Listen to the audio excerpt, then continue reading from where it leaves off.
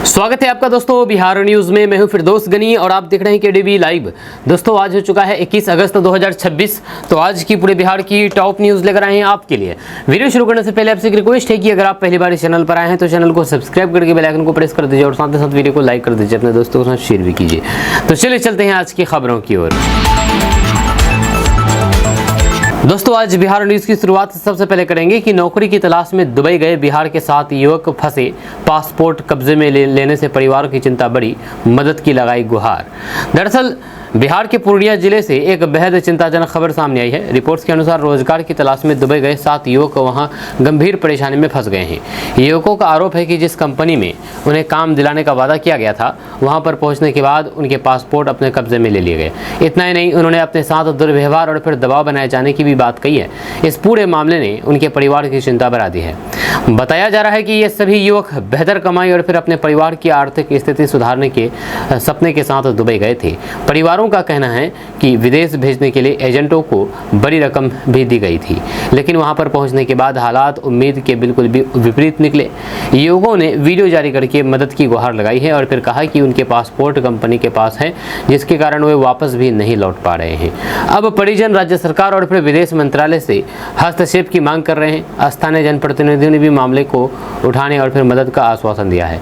इस घटना ने एक बार फिर से विदेश में नौकरी दिलाने के नाम पर होने वाले फर्जीवाड़े और फिर एजेंटों की भूमिका पर सवाल खड़े कर दिए गए हैं। फिलहाल सभी की नज़र इस बात पर है कि इन युवकों की सुरक्षित वापसी के लिए क्या कदम उठाए जाते हैं। बिहार के तालाबों से 12,000 करोड़ रुपए के बाजार तक पहुंच रहा मखाना। दरअसल बात यह है कि कभी सिर्फ बिहार के तालाबों और फिर पोखरों तक सीमित रहने वाला मखाना आज बड़े उद्योग के रूप में ले चुका है। बिहार का मखाना अब देश ही नहीं बल्कि विदेश में भी अपनी पहचान बना रहा है। बढ़ती मांग और फिर निर्यात के कारण मखाना उद्योग का आकार हजारों करोड़ रुपए तक पहुंच चुका है।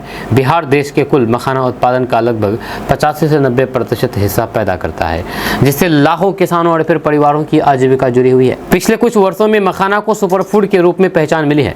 स्वास्थ्य के प्रति जागरूक लोगों के बीच इसकी मांग तेजी से बढ़ी है। सरकार की योजनाओं, मखाना बोर्ड के गठन और फिर निर्यात को बढ़ावा मिलने से बिहार का मखाना अब दुबई समेत कई अंतर्राष्ट्रीय बाजारों तक पहुंच चुका है। हाल ही में मिथिला मखाना की खेप विदेश से भेजी गई, जिसने बिहार के किसानों के लिए नए अवसरों के दरवाजे खोल दिए। विशेषज्ञों का मानना है कि आने वाले वर्षों में मखाना उद्योग और फिर तेजी से बढ़ सकता है।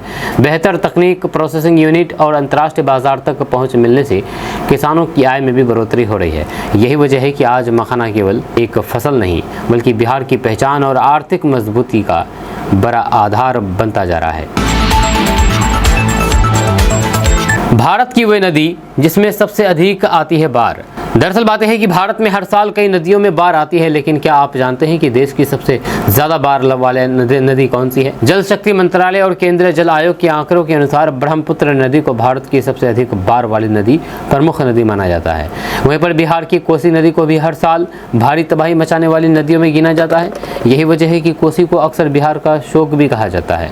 ब्रह्मपुत्र नदी तिब्बत से निकल कर ये अरुणाचल प्रदेश और असम होते हुए बांग्लादेश में प्रवेश करती है। जब मानसून के दौरान इस नदी में पानी का स्तर तेजी से बढ़ जाता है, जिससे असम और फिर आसपास के इलाकों में बड़े पैमाने पर बाढ़ आ जाती है। हर साल हजारों परिवार प्रभावित होते हैं, खेती की जमीन डूब जाती है और फिर जनजीवन अस्त व्यस्त हो जाता है। दूसरी ओर कोसी नदी भी अपना रास्ता बदलने के लिए प्रसिद्ध है, जिसके कारण बिहार के कई जिलों में भारी नुकसान होता रहा है। विशेषज्ञों का कहना है कि जलवायु परिवर्तन, अत्यधिक बारिश और फिर नदियों में बढ़ती गाद की समस्या बाढ़ के खतरे को और बढ़ा रही है।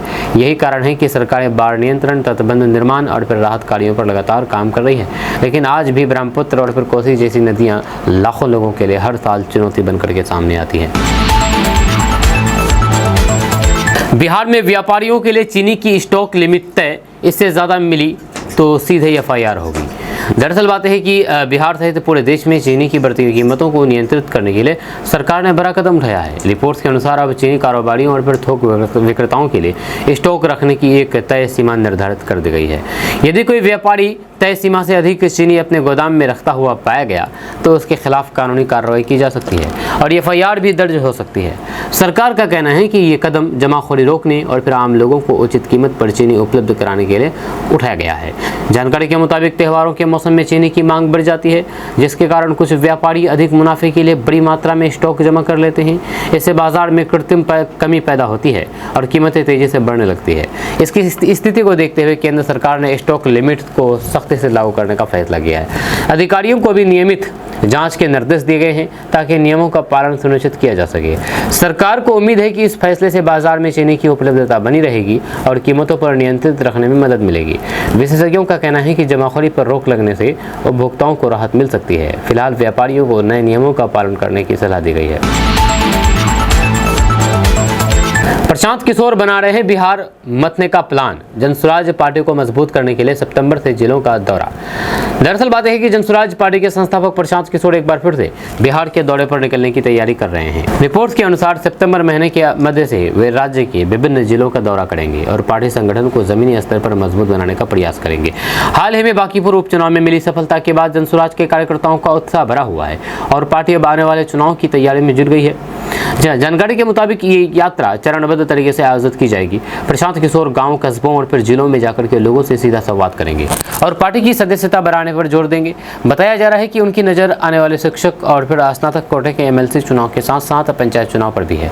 राजनीतिक जानकारों का मानना है कि यह दौरा जनसुराज पार्टी को राज्य में एक मजबूत राजनीतिक विकल्प के रूप में स्थापित करने की रणनीति का हिस्सा है। विशेषज्ञों का कहना है कि प्रशांत किशोर लंबे समय से शिक्षा, रोजगार और फिर बिहार से पलायन जैसे मुद्दों को उठाते रहे हैं। अब विधानसभा में पहुंचने के बाद उनकी राजनीतिक सक्रियता और बढ़ती दिखाई दे रही है। यह सितंबर से शुरू होने वाला ये दौरा बिहार की राजनीति में नई हलचल पैदा कर सकती है, क्योंकि जनसुराज संगठन विस्तार और फिर जन समर्थन बढ़ाने की दिशा में तेजी से काम कर रही है। जेन जी ने बदला सरकार का अंदाज। अब इंस्टाग्राम, टेलीग्राम पर दिखेगा सरकारी काम, रील से युवाओं तक पहुंचेगा संदेश। दरअसल बात है कि बदलते डिजिटल दौर में बिहार सरकार भी अब युवाओं तक पहुंचने के लिए नया तरीका अपना रही है। रिपोर्ट्स के अनुसार सरकार अपनी योजनाओं, उपलब्धियों और फिर जनहित के कार्यों की जानकारी इंस्टाग्राम, टेलीग्राम और फिर अन्य सोशल मीडिया प्लेटफॉर्म के जरिए लोगों तक पहुँचाएगी। खास बात यह है कि अब रील्स, शॉर्ट्स वीडियो और फिर डिजिटल कंटेंट के माध्यम से युवाओं को सरकारी योजनाओं से सीधे जोड़ने पर जोर दिया जाएगा। बताया जा रहा है कि जेन जी यानी कि नई पीढ़ी पारंपरिक माध्यमों की तुलना में सोशल मीडिया पर ज़्यादा समय बिताती है। इसी वजह से सरकारें भी अब डिजिटल प्लेटफॉर्म को प्राथमिकता दे रही है। बिहार सरकार ने हाल ही में कंटेंट क्रिएटर्स और फिर सोशल मीडिया के माध्यम से सरकारी योजनाओं के प्रचार प्रसार को बढ़ावा देने की दिशा में कदम उठाए हैं। इसका उद्देश्य युवाओं तक सही जानकारी तेजी से पहुँचाना और उन्हें सरकारी योजनाओं का लाभ देने के लिए जागरूक करना है। विशेषज्ञों का मानना है कि आने वाले समय में सरकारी सूचना तंत्र का बड़ा हिस्सा सोशल मीडिया आधारित हो सकता है।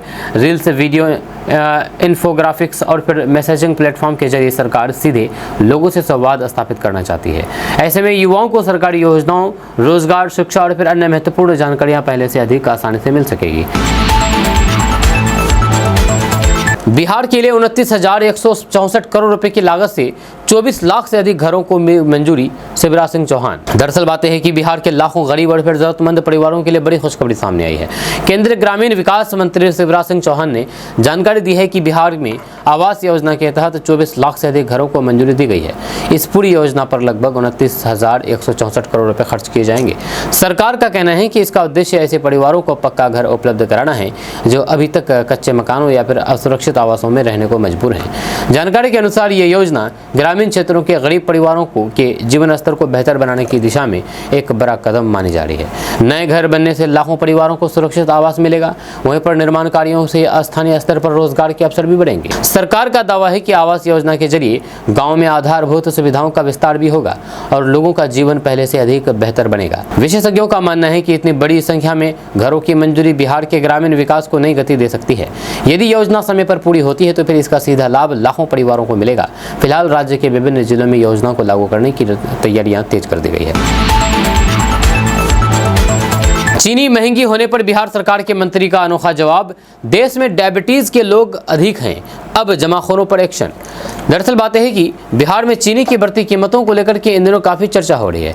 इस बीच राज्य सरकार के मंत्री श्रवण कुमार का एक बयान सुर्खियों में आ गया है। चीनी के महंगे होने पर प्रतिक्रिया देते हुए मंत्री श्रवण कुमार ने कहा है कि देश में डायबिटीज के मरीजों की संख्या भी काफी तेजी से बढ़ रही है। मंत्री के इस बयान के बाद राजनीतिक गलियारों से लेकर के सोशल मीडिया तक बहस शुरू हो गई है। कई लोगों ने इसे मजाकिया अंदाज में लिया तो फिर कई लोगों ने इस पर सवाल भी उठाए हैं। मंत्री ने साथ ही ये भी कहा है कि सरकार चीनी की जमाखोरी और फिर कालाबाजारी को बिल्कुल भी बर्दाश्त नहीं करेगी। त्योहारों के मौसम में अक्सर मांग बढ़ने के कारण कुछ व्यापारी ज़्यादा मुनाफा कमाने के लिए स्टॉक जमा कर लेते हैं, जिससे बाजार में कीमतें बढ़ जाती है। सरकार का कहना है कि ऐसे लोगों की पहचान करके उनके खिलाफ सख्त कार्रवाई की जाएगी।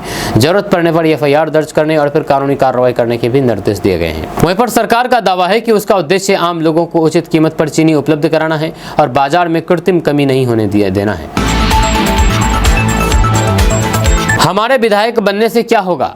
प्रशांत किशोर ने बिहार के बदलाव की चाह रखने वाले लोगों को दिखाया आईना। दरअसल बात है कि जनसुराज पार्टी के संस्थापक प्रशांत किशोर ने बिहार के बदलाव को लेकर के एक बड़ा बयान दिया है। उन्होंने कहा कि सिर्फ उनके विधायक बन जाने से बिहार नहीं बदल जाएगा। असली बदलाव तब आएगा जब जनता खुद अपने वोट की ताकत को समझेगी और जाति, धर्म या फिर भावनाओं के बजाय शिक्षा, रोजगार और फिर विकास जैसे मुद्दों पर मतदान करेगी।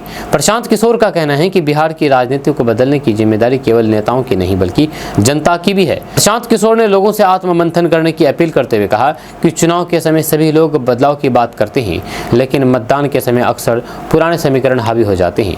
उन्होंने कहा कि अगर लोग सच में बिहार को आगे बढ़ते देखना चाहते हैं तो उन्हें अपने बच्चों के भविष्य, रोजगार और फिर शिक्षा को प्राथमिकता देनी होगी। उनका मानना है कि केवल एक नेता या फिर एक विधायक पूरे राज्य की तस्वीर नहीं बदल सकता जब तक जनता बदलाव के लिए तैयार ना हो। उन्होंने हाल के राजनीतिक घटनाक्रमों का जिक्र करते हुए कहा कि बिहार में अब लोग नए विकल्पों की ओर भी देख रहे हैं। प्रशांत किशोर का दावा है कि राज्य में बदलाव की शुरुआत हो चुकी है, लेकिन इसे मजबूत करने के लिए लोगों को जागरूक होकर के फैसला लेना होगा। फिलहाल उनका ये बयान बिहार की राजनीति में चर्चा का विषय बना हुआ है। मधुबनी में तेजस्वी यादव का बड़ा ऐलान, रोशन के परिवार को 1.5 लाख मदद और बहन को नौकरी का भरोसा।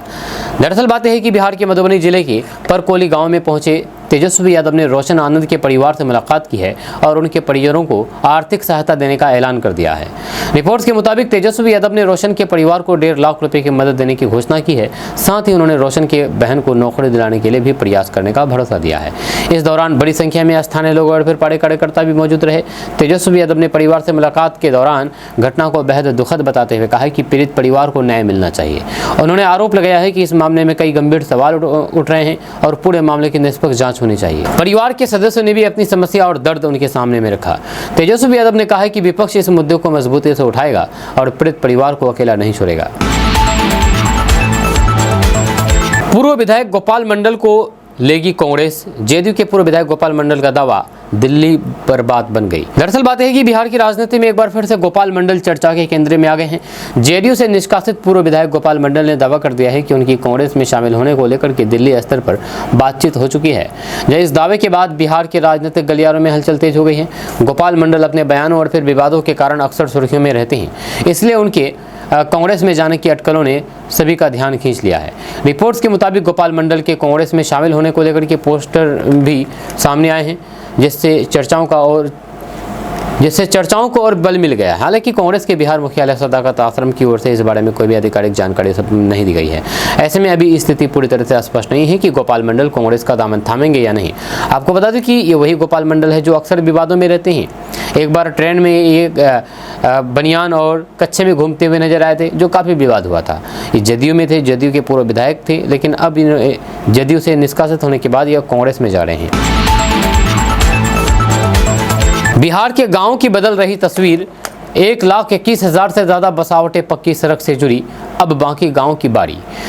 दरअसल बिहार के ग्रामीण इलाकों से एक अच्छी खबर सामने आई है। बिहार में सड़क संपर्क को मजबूत बनाने के लिए लगातार काम किया जा रहा है और अब तक 1,21,000 से ज़्यादा बसावटों को पक्की सड़कों से जोड़ा जा चुका है। इसका सीधा फायदा गांव में रहने वाले लाखों लोगों को मिल रहा है। अब लोगों को बाजार, स्कूल, अस्पताल और फिर सरकारी दफ्तरों तक पहुंचने में पहले की तुलना में काफ़ी आसानी हो रही है। यह सरकार का कहना है कि जिन गाँव तक अभी भी बेहतर सड़क संपर्क नहीं पहुँच पाया है, उन्हें भी जल्द जोड़ने की योजना पर काम चल रहा है। यह ग्रामीण सड़क नेटवर्क मजबूत होने से सिर्फ आवागमन ही आसान नहीं होता, बल्कि स्थानीय व्यापार, कृषि और फिर रोजगार के अवसर भी बढ़ते हैं। कई क्षेत्रों में सड़क बनने के बाद किसानों को अपने उपज बाजार तक पहुंचाने में भी बड़ी राहत मिली है। विशेषज्ञों का मानना है कि सड़क किसी भी क्षेत्र के विकास की रीढ़ होती है। बेहतर सड़कें शिक्षा, स्वास्थ्य और फिर आर्थिक गतिविधियों को गति देता है। बिहार में तेजी से बढ़ते सड़क नेटवर्क को ग्रामीण विकास की दिशा में एक महत्वपूर्ण उपलब्धि माना जा रहा है। तेजस्वी यादव का सरकार पर निशाना, बोले बिहार को पुलिस स्टेट नहीं बनने देंगे। दरअसल बात है कि बिहार की राजनीति में एक बार फिर से सियासी माहौल गर्म हो गया है। तेजस्वी यादव ने बिहार सरकार पर निशाना साधते हुए कहा है कि बिहार को पुलिस स्टेट नहीं बनने दिया जाएगा। उन्होंने हाल के छात्र आंदोलन और फिर पुलिस कार्रवाई का जिक्र करते हुए आरोप लगाया है कि लोकतांत्रिक तरीके से अपनी मांग रखने वाले युवाओं और फिर छात्रों की आवाज को दबाने की कोशिश की जा रही है। तेजस्वी यादव ने कहा है कि विपक्ष छात्रों और फिर युवाओं के मुद्दों को लेकर के लगातार आवाज उठाता रहेगा। उन्होंने सवाल किया है कि विभिन्न घटनाओं में जिम्मेदार लोगों पर सख्त कार्रवाई क्यों नहीं की जा रही है। साथ ही उन्होंने दावा कर दिया है कि बिहार में कानून व्यवस्था और फिर प्रशासनिक जवाबदेही को लेकर के गंभीर सवाल खड़े हो रहे हैं। उनके इस बयान के बाद राज्य की राजनीति में आरोप प्रत्यारोप का दौर तेज हो गया है। वहीं पर दूसरी ओर सरकार और फिर प्रशासन की ओर से कानून व्यवस्था बनाए रखने के लिए उठाए जा रहे कदमों की बात कही जा रही है। यह राजनीतिक विश्लेषकों का मानना है कि छात्र आंदोलन, भर्ती परीक्षाओं और फिर पुलिस कार्रवाई से जुड़े मुद्दे आने वाले दिनों में बिहार की राजनीति के केंद्र में रह सकते हैं। फिलहाल तेजस्वी यादव का ये बयान राजनीतिक गलियारों में चर्चा का प्रमुख विषय बना हुआ है और इस पर लगातार प्रतिक्रिया सामने आ रही है। रक्षाबंधन पर देश के किसानों को मिलेंगे 4,000 रुपये, सरकार का आया बयान। दरअसल बात है कि रक्षाबंधन के मौके पर किसानों को 4,000 रुपये मिलने की खबर सोशल मीडिया पर तेजी से वायरल हो रही है। जब कई पोस्ट और वीडियो में दावा किया जा रहा है कि प्रधानमंत्री किसान सम्मान निधि योजना की अगली किस्त के तहत किसानों के खाते में सीधे 4,000 रुपये भेजे जाएंगे।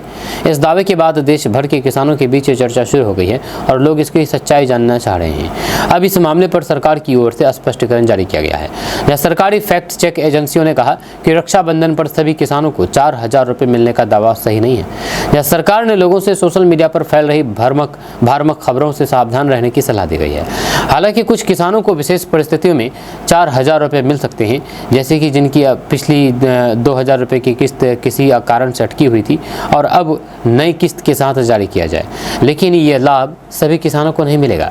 सरकार ने किसानों से अपील की है कि वे केवल आधिकारिक पोर्टल और फिर सरकारी घोषणाओं पर ही भरोसा करें। साथ ही आधार लिंकिंग, ई-KYC और फिर बैंक खाते की जानकारी सही रखने की सलाह दी गई है ताकि भविष्य में किसी भी किस्त का लाभ लेने में परेशानी ना हो। फिलहाल 4,000 रुपये वाली वायरल खबर को सरकार ने भ्रामक बताया है। खूबसूरत लड़की बनी फेसबुक फ्रेंड, चैटिंग से वीडियो कॉल तक पहुंची, फिर पटना से युवक से लिए 70,000। दरअसल बात है कि सोशल मीडिया पर दोस्ती करना कभी कभी कितना महंगा पड़ सकता है। इसका एक चौंकाने वाला मामला पटना से सामने आया है। खबर के मुताबिक एक युवक की फेसबुक पर एक खूबसूरत लड़की से दोस्ती हुई। धीरे धीरे दोनों के बीच बातचीत बढ़ी, चैटिंग शुरू हुई और फिर वीडियो कॉल तक बात पहुंच गई। युवक को लगा कि उसे एक सच्ची दोस्त मिल गई है, लेकिन उसे अंदाजा नहीं था कि वो एक बड़े साइबर जाल में फंस चुका है। रिपोर्ट्स के अनुसार आरोपी महिला और फिर उसके साथियों ने पहले युवक का भरोसा जीता। इसके बाद अलग अलग बहानों से पैसे की मांग शुरू की गई। कभी गिफ्ट भेजने के नाम पर, कभी कस्टम शुल्क के नाम पर और फिर कभी किसी कानूनी परेशानी का डर दिखा करके युवक से लगातार पैसे ट्रांसफ़र कराए गए। युवक को तब शक नहीं हुआ जब तक उनके खाते से करीब 70 लाख रुपए नहीं निकल गए। अब उसे ठगी का एहसास हुआ तो फिर उसने पुलिस और फिर साइबर सेल से शिकायत की। यह मामला एक बार फिर से लोगों को सतर्क रहने की चेतावनी देता है। विशेषज्ञों का कहना है कि सोशल मीडिया पर किसी अनजान व्यक्ति पर जल्दी भरोसा नहीं करना चाहिए। यदि कोई व्यक्ति बार बार पैसे की मांग करे या भावनात्मक दबाव बना करके रकम मांगने की कोशिश करे तो फिर तुरंत सावधान हो जाना चाहिए। फिलहाल मामले की जाँच जारी है और पुलिस आरोपियों तक पहुँचने का प्रयास कर रही है। बीजेपी के राष्ट्रीय अध्यक्ष नितिन नवीन के भोजन को लेकर के मचा बवाल। आरजेडी बोली, सावन में मुर्गा खसी चबा रहे, समझे पूरी बात। दरअसल बात यह है कि बिहार की राजनीति में इस समय एक भोजन को लेकर के विवाद खड़ा हो गया है। सोशल मीडिया पर कुछ तस्वीरें और फिर वीडियो वायरल होने के बाद राष्ट्रीय जनता दल यानी कि आरजेडी ने बीजेपी पर निशाना साधा है। आरजेडी नेताओं ने आरोप लगाया है कि सावन के महीने में बीजेपी के राष्ट्रीय अध्यक्ष के भोजन में मांसाहारी व्यंजन परोसे गए थे। इसके बाद राजनीतिक बयानबाजी का दौर शुरू हो गया और मामला चर्चा का विषय बन गया। हालांकि विवाद बढ़ने के बाद इस मामले पर सफाई भी सामने आई है। रिपोर्ट्स के मुताबिक जिस व्यंजन को लेकर के विवाद हुआ उसे कुछ लोगों ने मांसाहार समझ लिया। बाद में बताया गया है कि वह वास्तव में कटहल से बना शाकाहारी व्यंजन था, जिसे कई जगहों पर अलग अलग तरीके से बनाया गया। TRE 4 परीक्षा पर छात्रों का गुस्सा जारी, मुख्यमंत्री ने बुलाई अहम बैठक, आज हो सकता है बड़ा फैसला। दरअसल बिहार में TRE-4 शिक्षक भर्ती परीक्षा को लेकर के छात्रों का आंदोलन लगातार तेज होता जा रहा है। अभ्यर्थी लंबे समय से परीक्षा से जुड़े कुछ नियमों और फिर भर्ती प्रक्रिया में बदलाव की मांग कर रहे हैं। खासतौर पर नेगेटिव मार्किंग, 2 चरणों में परीक्षा और फिर सीटों की संख्या जैसे मुद्दों को लेकर के छात्रों में राजनीतिक नाराजगी देखी जा रही है। कई जगहों पर धरना प्रदर्शन भी जारी है और छात्र सरकार से जल्द समाधान की मांग कर रहे हैं। इसी बढ़ते दबाव के बीच मुख्यमंत्री सम्राट चौधरी ने शिक्षा विभाग और फिर संबंधित अधिकारियों की एक अहम बैठक बुलाई। रिपोर्ट्स के अनुसार इस बैठक में छात्रों की मांगों, परीक्षा नियमों और भर्ती प्रक्रिया को लेकर के चर्चा हो सकती है। ऐसी भी संभावना जताई जा रही है कि कुछ नियमों में बदलाव या फिर राहत देने को लेकर के बड़ा फैसला लिया जा सकता है। अभ्यर्थियों की मांग है कि परीक्षा प्रक्रिया को आसान बनाया जाए और भर्ती जल्द पूरी की जाए। फिलहाल लाखों अभ्यर्थियों की नज़र इस बैठक पर टिकी हुई है। यदि सरकार कोई भी बड़ा फैसला लेती है तो फिर इसका सीधा असर शिक्षक भर्ती की तैयारी कर रहे युवाओं पर पड़ेगा। वहीं पर छात्र संगठनों ने साफ कहा है कि जब तक उनकी प्रमुख मांगों पर सकारात्मक निर्णय नहीं लिया जाता तब तक आंदोलन जारी रहेगा। अब देखना होगा कि सरकार और फिर छात्रों के बीच ये गतिरोध कैसे खत्म होता है। चीनी के भाव ने छुड़ाए पसीने, बाहर से 10 लाख टन मंगाएगा भारत, सरकार ने खोला रास्ता। दरअसल देश भर में चीनी की बढ़ती कीमतों ने आम लोगों की चिंता बढ़ा दी है। त्योहारों का मौसम नजदीक आने के साथ ही बाजार में चीनी के दाम लगातार ऊपर जा रहे हैं। ऐसे में केंद्र सरकार ने एक बड़ा फैसला लेते हुए विदेशों से 10 लाख टन कच्ची चीनी आयात करने का रास्ता खोल दिया है। बताया जा रहा है कि पिछले लगभग 10 वर्षों में पहली बार इतनी बड़ी मात्रा में चीनी आयात करने की तैयारी की गई है। विशेषज्ञों के अनुसार इस साल गन्ने के उत्पादन पर मौसम का असर पड़ा है, जिससे चीनी उत्पादन घटने की आशंका है। दूसरी ओर त्योहारों के कारण मांग बढ़ रही है, इसी वजह से बाजार में कीमतों पर दबाव बना हुआ है। सरकार का मानना है कि आयात बढ़ाने से बाजार में चीनी की उपलब्धता सुधरेगी और कीमतों को नियंत्रित करने में मदद मिलेगी। इसके साथ ही जमाखोरी रोकने के लिए स्टॉक लिमिट पर भी सख्ती की जा रही है। सरकार को उम्मीद है कि इस कदम से उपभोक्ताओं को राहत मिलेगी और त्योहारों के दौरान चीनी की कोई भी कमी नहीं होगी। हालांकि बाजार के जानकारों का कहना है कि आने वाले महीनों में उत्पादन और मांग की स्थिति पर नज़र रखना जरूरी होगा। फिलहाल आम लोगों के लिए राहत की खबर यही है कि सरकार बढ़ती कीमतों को काबू करने के लिए सक्रिय कदम उठा रही है। उपेंद्र कुशवाहा को झटका, कद्दावर नेता ने थामा प्रशांत किशोर का दामन। दरअसल बिहार की राजनीति में एक बार फिर से बड़ा राजनीतिक घटनाक्रम देखने को मिला है। खबर के मुताबिक उपेंद्र कुशवाहा की पार्टी को उस समय झटका लगा जब एक कद्दावर नेता ने उनका साथ छोड़ करके प्रशांत किशोर की जनसुराज पार्टी का दामन थाम लिया। इस घटनाक्रम को बिहार की बदलती राजनीतिक तस्वीर से जोड़ करके देखा जा रहा है। जब माना जा रहा है कि आगामी चुनाव को देखते हुए विभिन्न दल अपने संगठन को मजबूत करने में जुटे हुए हैं और नेताओं का एक पार्टी से दूसरी पार्टी में जाना लगातार जारी है। रिपोर्ट्स के अनुसार जनसुराज पार्टी लगातार अपने संगठन का विस्तार कर रही है और अलग अलग जिलों में नए नेताओं को जोड़ने की कोशिश कर रही है। इसी क्रम में इस नेता के शामिल होने को पार्टी के लिए बड़ी उपलब्धि माना जा रहा है। जब वहीं पर राजनीतिक विश्लेषकों का मानना है कि इससे उपेंद्र कुशवाहा की राजनीतिक ताकत और संगठनात्मक स्थिति पर असर पड़ सकता है। बिहार में पिछले कुछ महीनों से राजनीतिक दलों के बीच नए समीकरण बनते और बिगड़ते दिखाई दे रहे हैं। बिहार में सम्राट निशांत मॉडल की चर्चा हो रही है। स्वास्थ्य मंत्री के 100 दिन पर बोले जेडीयू के नेता।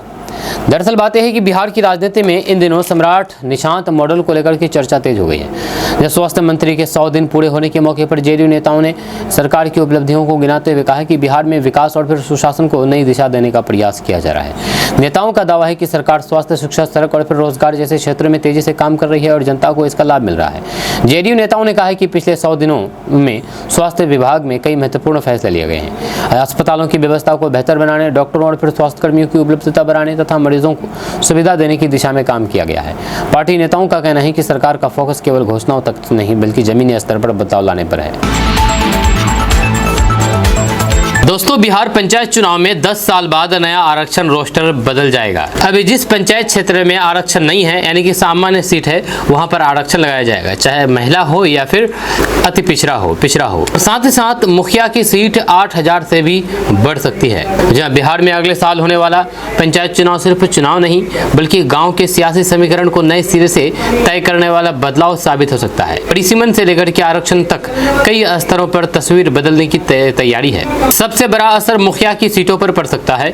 मौजूदा करीब 8000 सीटों की संख्या बढ़ने की संभावना जताई जा रही है। जब मीडिया रिपोर्ट्स के माने तो राज्य निर्वाचन आयोग 2022-23 के जाति आधारित सर्वे के आंकड़ों के आधार पर नए परिसीमन की तैयारी कर रहा है। अंतिम संख्या आधिकारिक परिसीमन के बाद ही स्पष्ट होगी। सबसे बड़ा बदलाव आरक्षण रोस्टर में देखने को मिल सकता है। यह करीब 10 साल बाद नया रोस्टर लागू होने से कई सीटों की समीकरण बदल सकते हैं। अब सवाल है कि आखिर मौका किन्हें मिल सकता है। तो सामान्य वर्ग की सीटें SC, ST या फिर OBC के लिए आरक्षित हो सकती है, जबकि पुरानी आरक्षित सीटों पर सामान्य और फिर महिला उम्मीदवारों को मौका मिल सकता है। आयोग ने जाति सर्वे का डेटा मांगा है, जबकि पंचायत की सीमाएं, वार्ड और फिर मतदाता सूची भी बदल सकती है। ऐसे में जिन पंचायतों में पिछले 2 चुनाव से एक ही वर्ग का दबदबा रहा है, वहां पर इस बार समीकरण बदल सकता है। किसी सीट पर SC, ST या फिर OBC आबादी का प्रभाव बढ़ा तो फिर आरक्षण की तस्वीर बदल सकती है। लंबे समय से आरक्षित रही सीटें सामान्य या फिर महिला वर्ग के लिए खुल सकती हैं। वहीं पर यह भी माना जा रहा है कि परिसीमन का असर मुखिया, सरपंच और वार्ड सदस्य की सीटों पर भी पड़ेगा। जब पंचायत की सीमाएं बदलने के साथ मतदाता सूची और फिर मतदान केंद्रों में बदलाव संभव है। नए परिसीमन के आधार पर आरक्षण का निर्धारण भी किया जा सकता है। इस तरह से कई पुराने दावेदारों के सामने नई चुनौती होगी और कई नए चेहरों के लिए चुनावी मैदान खुल सकता है। मीडिया रिपोर्ट्स के माने तो सरकार करीब 7000 की आबादी के आसपास एक पंचायत बनाने का फॉर्मूला अपना सकती है, लेकिन यह आंकड़ा अंतिम नहीं है और आधिकारिक परिसीमन आदेश और नोटिफिकेशन के बाद ही तस्वीर साफ होगी। यह तय सीमा से अधिक आबादी या फिर मतदाता वाली पंचायतों का कुछ हिस्सा अलग किया जा सकता है। आपका इसके बारे में क्या कहना है, नीचे कमेंट बॉक्स में कमेंट करके जरूर बताइएगा। किशनगंज शहर में अगर आप रोज सड़क पर निकलते हैं तो जाम की परेशानी से जरूर गुजरते होंगे। अब इसी जाम को लेकर के नगर परिषद अध्यक्ष इंद्रदेव पासवान ने बड़ा सवाल उठाया है। उनका कहना है कि शहर में बढ़ती टोटो और ई-रिक्शा की संख्या यातायात व्यवस्था के लिए बड़ी चुनौती बनती जा रही है। खास तौर पर बंगाल से किशनगंज में आने वाले टोटो की संख्या पर उन्होंने निगरानी और जाँच की मांग की है। नगर परिषद अध्यक्ष इंद्रदेव पासवान ने जिला प्रशासन और फिर परिवहन विभाग से सवाल किया है कि आखिर शहर में इतने टोटो कहां से आ रहे हैं, इनके कागजात और फिर परमिट की जांच कौन कर रहा है और क्या बाहरी ई-रिक्शा के प्रवेश को लेकर की कोई व्यवस्था है। उन्होंने चेतावनी दी है कि अगर समय रहते टोटो की संख्या और फिर संचालन पर नियंत्रण नहीं किया गया तो फिर आने वाले दिनों में किशनगंज में जाम की स्थिति और ज्यादा गंभीर हो सकती है। हम आपको इस पूरी खबर के बारे में बताएंगे विस्तार से, डिटेल से। उससे पहले आप हमारे इस पेज को फॉलो कर लीजिए इसी तरह खबर देखने के लिए। दरअसल बात यह है कि किशनगंज शहर में बढ़ती यातायात समस्या को लेकर के नगर परिषद अध्यक्ष इंद्रदेव पासवान ने जिला प्रशासन से ठोस कार्रवाई की मांग की है। उन्होंने शहर में जाम की एक बड़ी वजह टोटो और फिर ई-रिक्शा की बढ़ती संख्या को बताया है। अध्यक्ष के मुताबिक किशनगंज की भौगोलिक स्थिति ऐसी है कि यहाँ पर बिहार के साथ साथ पश्चिम बंगाल और फिर पूर्वोत्तर राज्यों से आने जाने वाले गाड़ियों का काफी दबाव रहता है। इसी बीच बंगाल की ओर से बड़ी संख्या में टोटो शहर में प्रवेश कर रहे हैं, जिससे यातायात पर अतिरिक्त दबाव बढ़ रहा है। इंद्रदेव पासवान ने मांग की है कि बंगाल से किशनगंज में प्रवेश करने वाले टोटो की सीमा पर ही निगरानी और फिर जांच की व्यवस्था होनी चाहिए। उन्होंने कहा कि ये विषय पहले भी जिला प्रशासन के सामने उठाया जा चुका है। हालांकि नगर परिषद अध्यक्ष ने यह भी स्पष्ट कर दिया है कि टोटो के परमिट, दस्तावेज और फिर परिवहन नियमों की निगरानी नगर परिषद के अधिकार क्षेत्र में नहीं आती है। इसके लिए परिवहन विभाग और फिर जिला परिवहन पदाधिकारी मौजूद जिम्मेदार हैं। किशनगंज स्टेशन पर अब ट्रेन पकड़ने वाले यात्रियों को स्थानीय स्वाद के रूप में लिट्टी चोखा का स्वाद भी मिलेगा। वहीं पर गलगलिया रेलवे स्टेशन पर ताजी सब्जियां और ठाकुरगंज रेलवे स्टेशन पर स्थानीय हस्तशिल्प की सामग्री बिक्री के लिए उपलब्ध होगी। रेलवे ने स्थानीय उत्पादों को बाजार उपलब्ध कराने के उद्देश्य से किशनगंज जिले के 3 रेलवे स्टेशनों का चयन एक स्टेशन एक उत्पाद योजना के तहत किया है। पूर्वोत्तर सीमांत रेलवे के कटिहार मंडल के वरिष्ठ मंडल वाणिज्य प्रबंधक द्वारा किशनगंज, गलगलिया एवं ठाकुरगंज रेलवे स्टेशनों को इस योजना के लिए चयनित किया गया है। योजना के तहत किशनगंज स्टेशन पर लिट्टी चोखा, गलगलिया स्टेशन पर ताजी हरी सब्जियां और ठाकुरगंज स्टेशन पर हस्तशिल्प सामग्री को उत्पाद के रूप में चुना गया है। एक स्टेशन एक उत्पाद योजना का उद्देश्य स्थानीय एवं क्षेत्रीय उत्पादों को रेलवे स्टेशनों के माध्यम से व्यापक बाजार उपलब्ध कराना है। इससे स्थानीय कारीगरों, बुनकरों, हस्तशिल्पकारों एवं सहायता समूह और फिर सूक्ष्म लघु उद्योगों को अपने उत्पाद बेचने का अवसर मिलेगा। रेलवे स्टेशन पर यात्रियों की आवाजाही का लाभ स्थानीय उत्पादों को मिल सकेगा और उनके उत्पादों की पहुंच भी बढ़ेगी। वहीं पर योजना के तहत पात्र कारीगर एवं बुनकर, पहचान पत्र धारकों, जनजातीय कारीगरों, बुनकरों एवं शिल्पकारों, पंजीकृत स्वयं सहायता समूह एवं MSME के तहत पंजीकृत सूक्ष्म उद्योगों को स्टॉल आवंटित किए जा सकते हैं। जिला प्रशासन ने जिले के पात्र कारीगरों, बुनकरों, स्वयं सहायता समूह एवं सूक्ष्म उद्योगों से योजना का लाभ उठाने की अपील की है। DM नवीन कुमार ने कहा कि ये पहल स्थानीय उत्पादों को नई पहचान दिलाने के साथ कारीगरों और फिर उत्पादकों की आय बढ़ाने तथा स्थानीय स्तर पर रोजगार एवं स्वरोजगार के अवसर बढ़ाने में सहायक होगी। आपका इसके बारे में क्या कहना है, नीचे कमेंट बॉक्स में कमेंट करके जरूर बताइएगा। अगर आपके पास आयुष्मान कार्ड है और फ्री में इलाज करना चाहते हैं आयुष्मान कार्ड के माध्यम से, लेकिन आपको हॉस्पिटल मना कर रहा है, तो अब आप सरकार को डायरेक्ट फ़ोन कर सकते हैं, सरकार से डायरेक्ट शिकायत कर सकते हैं। जी हाँ, आयुष्मान कार्ड बनवाने के बावजूद भी अगर आपको किसी अस्पताल में मुफ्त इलाज ना मिले तो क्या करेंगे? ज़्यादातर लोग इस सवाल का जवाब नहीं जानते हैं। आपको बता दूं कि इसकी शिकायत आप फ़ोन पर ऑनलाइन कर सकते हैं या कॉल के जरिए भी कर सकते हैं, जिसके बाद सरकार उचित कार्रवाई करती है। अगर आपने आयुष्मान कार्ड बनवा लिया है तो फिर आप 5 लाख रुपए तक के मुफ्त इलाज के हकदार हैं। क्योंकि क्या होगा अगर आपके पास कार्ड होते हुए भी आपको मुफ्त इलाज देने से मना कर दिया जाए? या ऐसे में आपको पता होना चाहिए कि आप कहां और कैसे शिकायत कर सकते हैं। इसके लिए आपको किसी दफ्तर के चक्कर काटने की जरूरत नहीं पड़ेगी।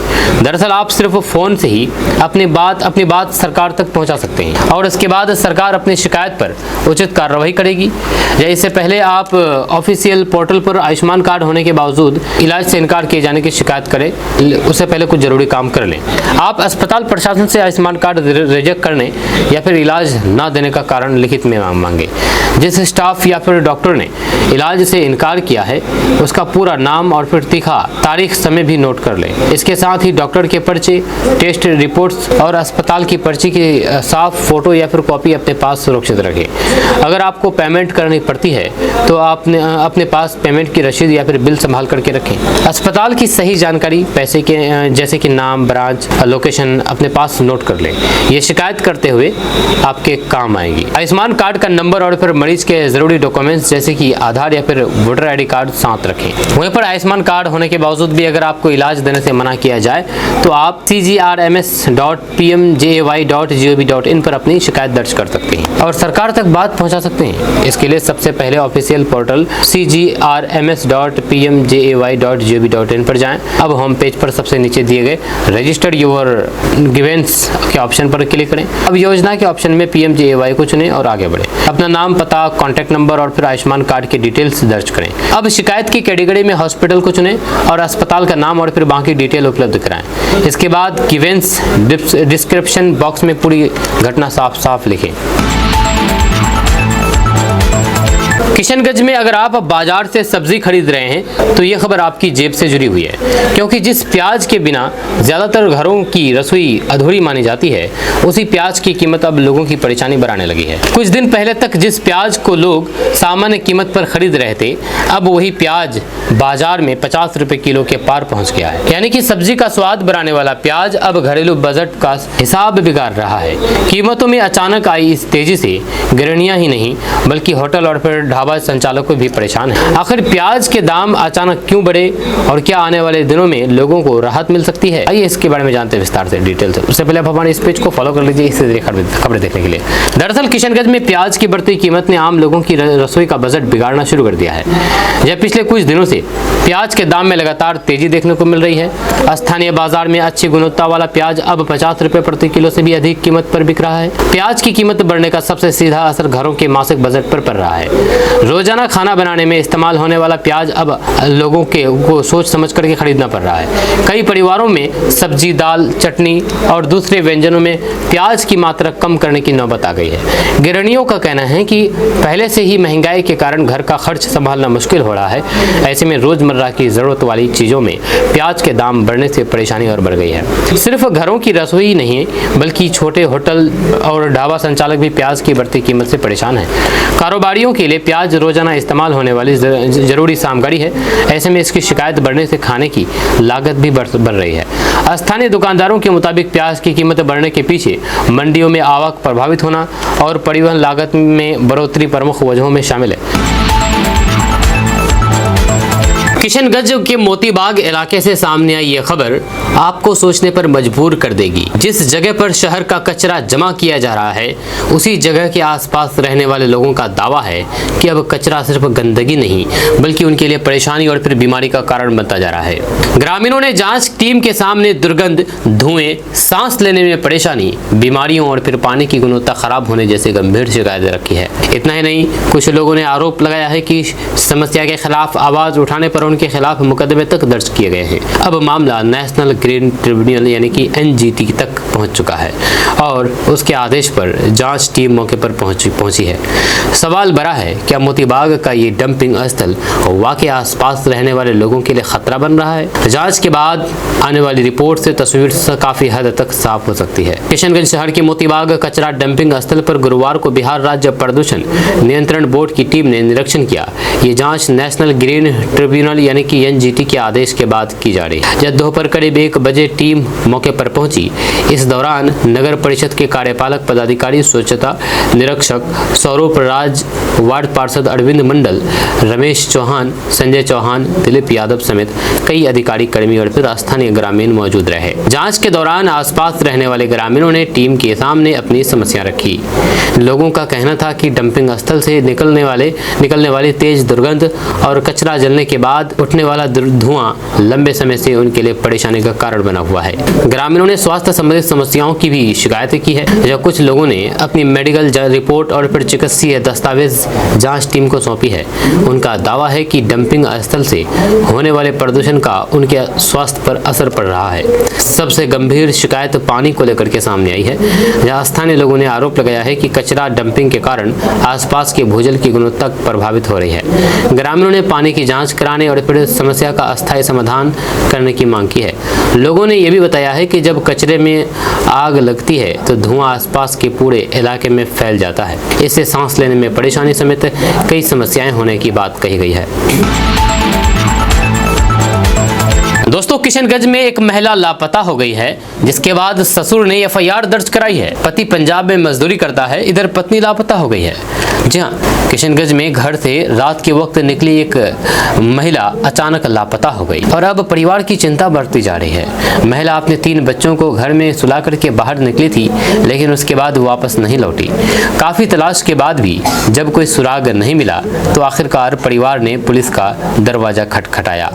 महिला के पति भी इस समय पंजाब में मजदूरी करते हैं। ऐसे में परिवार के लिए ये चिंता और बढ़ गई है कि आखिर महिला कहां गई और किन परिस्थितियों में घर से निकली है। परिजनों ने किसी व्यक्ति द्वारा बहला फुसला करके साथ ले जाने की आशंका जताई है।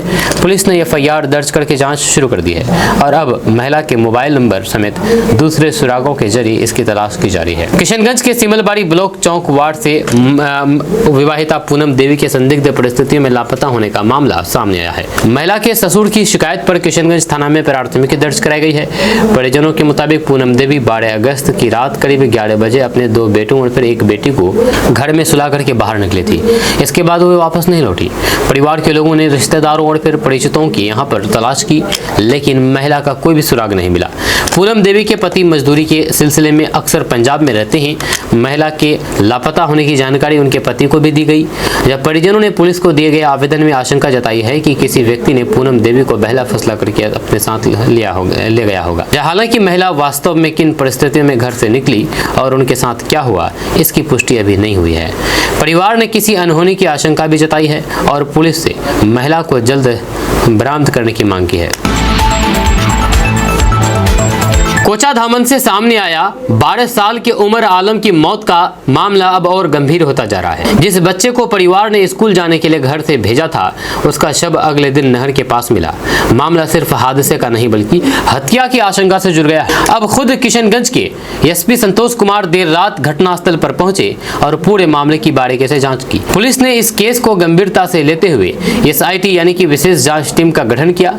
डॉग स्क्वाड यानी कि FSL CCTV फुटेज दस्तावेज और तकनीकी जांच हर एंगल से पड़ताल की जा रही है।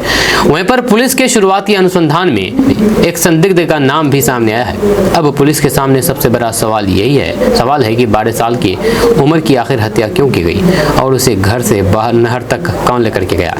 किशनगंज के कोचा धमन थाना क्षेत्र में 12 वर्षीय उमर आलम की मौत के मामले में पुलिस ने जांच तेज कर दी है। बुधवार देर रात पुलिस अधीक्षक संतोष कुमार खुद सुंदरबाड़ी दांती बस्ती के बीच कलवट के सामने नहर के पास पहुंचे और घटनास्थल का निरीक्षण किया। एसपी के साथ अनुमंडल पुलिस पदाधिकारी, अंचल पुलिस निरीक्षक, कोचा धमन थानाध्यक्ष समेत अन्य पुलिस अधिकारी भी मौजूद थे। एसपी ने घटनास्थल की स्थिति को बारीकी से देखा और अधिकारियों को मामले का जल्द खुलासा करने का निर्देश दिया। पुलिस अधीक्षक ने डॉग स्क्वाड के जरिए भी घटनास्थल की जांच कराने को कहा है, या साथ ही घटना के पीछे की वजह और इसमें शामिल लोगों की पहचान करके जल्द गिरफ्तारी के निर्देश दिए गए हैं। घटनास्थल के निरीक्षण के बाद एसपी मृतक उमर आलम के गांव साड़ेगोरा वार्ड नंबर 6 पहुंचे। यहां पर उन्होंने उमर के माता पिता, परिजनों और फिर ग्रामीणों से बातचीत करके घटना से जुड़ी जानकारी ली। एसपी ने परिवार को भरोसा दिलाया है कि पुलिस मामले की गंभीरता से जांच कर रही है और दोषियों के खिलाफ कड़ी कानूनी कार्रवाई की जाएगी। वहीं पर मृतक के पिता नदीम के अनुसार मंगलवार सुबह करीब 9 बजे उन्होंने उमर को स्कूल जाने के लिए डांटा था। इसके बाद उमर स्कूल जाने की बात कह करके घर से निकला, लेकिन देर रात तक वापस नहीं लौटा। जब परिवार और ग्रामीणों ने उसकी तलाश शुरू की, लेकिन कोई भी जानकारी नहीं मिली। अगले दिन बुधवार सुबह सुंदरबाड़ी दांती के बीच नहर के पास ग्रामीणों ने एक बच्चे का शव देखा। सूचना मिलने के बाद पिता मौके पर पहुंचे और शव की पहचान उमर के रूप में की। जब पुलिस ने शव को कब्जे में लेकर के पोस्टमार्टम कराया, साथ ही एफएसएल टीम को भी घटनास्थल पर बुलाया गया ताकि वहां से मिले। रौटा से निकल करके मेरठ पहुंचा एक युवक आज दहशतगर्द कनेक्शन के आरोप में गिरफ्तार है और उसके परिवार के सामने सबसे बड़ा सवाल यही है कि आखिर उनके बेटे पर लगे आरोपों की सच्चाई क्या है। यूपी एटीएस ने मोहम्मद जफर को जैश ए मोहम्मद से जुड़े होने के आरोप में गिरफ्तार किया है। दूसरी तरफ जफर के पिता इन आरोपों को मानने को तैयार नहीं है। उनका कहना है कि उनका बेटा मदरसे में पढ़ाता था, बच्चों को ट्यूशन पढ़ाता था और मदरसे के लिए चंदा जुटाता था। पिता का दावा है कि जफर की आमदनी करीब 12 से 13 हजार रुपए थी और शादी के बाद पहली बार उसने घर वालों को 50 हजार रुपए दिए थे। अब गिरफ्तारी के बाद परिवार परेशान है और पिता सरकार से कह रहे हैं कि अगर बेटे के खिलाफ ठोस सबूत है तो कानून के मुताबिक सजा मिले, लेकिन अगर आरोप गलत है तो उसे न्याय मिलना चाहिए। वहीं पर पूर्णिया के रौटा थाना क्षेत्र के मीरगंज निवासी मोहम्मद जफर इस समय यूपी एटीएस की गिरफ्त में है। एटीएस ने उस पर दहशतगर्द संगठन जैश ए मोहम्मद से जुड़े होने की गंभीर आरोप लगाए हैं। हालांकि जफर के परिवार ने इन आरोपों को पूरी तरह से खारिज कर दिया है। जफर के पिता मोहम्मद जहीर के मुताबिक उनके बेटे की शुरुआती पढ़ाई गांव के मदरसों में हुई थी। साल 2012 में उसे पढ़ाई के लिए मेरठ भेजा गया था। वहां पर उसने मौलवी की पढ़ाई पूरी की। बाद में वह मधेपुरा के अलग अलग मदरसों में बच्चों को पढ़ाने लगा। परिवार का कहना है कि जफर मदरसे में पढ़ाने के साथ बच्चों को ट्यूशन भी पढ़ाता था। मदरसे की जरूरतों के लिए वह रशीद के जरिए चंदा भी जुटाता था। परिवार का दावा है कि उसकी आमदनी करीब 12 से 13 हजार रुपए महीना थी। इसी साल मई में जफर की शादी हुई थी। पिता का कहना है कि शादी के बाद पहली बार जफर ने उन्हें 50 हजार रुपए दिए थे।